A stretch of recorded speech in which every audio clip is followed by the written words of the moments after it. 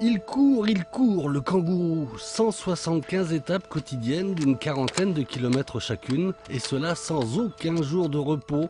Le défi physique est énorme, surtout pour Guy, amputé d'une jambe à 18 ans suite à un cancer. À chaque étape, il collecte des fonds destinés à la lutte contre cette maladie. Une idée folle qui lui a été inspirée par un jeune Canadien, Terry Fox, victime comme lui du même type de cancer. Ce Canadien avait parcouru tout le Canada, il avait été amputé de sa jambe, il a voulu par son geste mobiliser tout le Canada, et c'est ce qu'il a réussi à faire en parcourant tout d'abord une distance de 5300 km. Malheureusement, la maladie l'a rattrapé, il est décédé à quelques 200-300 km de son arrivée.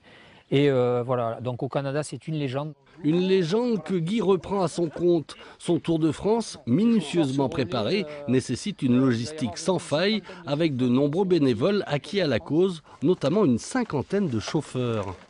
J'ai commencé donc lundi matin et je termine dimanche. À partir de dimanche, c'est un autre chauffeur, ce sera d'autres chauffeurs qui vont se relayer. Et ça tout le long du Tour. Sous le soleil ou sous la pluie, les soutiens aux kangourous se relaient à chaque étape. Ici, les pompiers de Bonnat. Mais au fait, pourquoi ce surnom de kangourou? On m'appelle le kangourou parce que j'ai ce petit sautillement que j'intercale dans ma course. Une course qui s'est finie hier à Bonnat avec un comité d'accueil toujours aussi chaleureux. Vous avez pas de chance, ça fait 6 mois qu'il n'a pas pu ici. Ce matin, Guy est reparti dans un autre des 53 départements traversés après une longue soirée avec ses amis creusois. L'aventure sportive, mais surtout humaine, continue.